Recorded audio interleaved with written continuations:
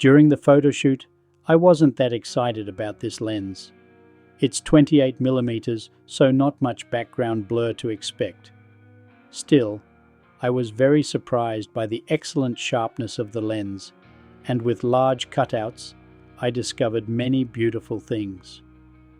The amount of photos of 32 always indicates that I worked with a fine lens.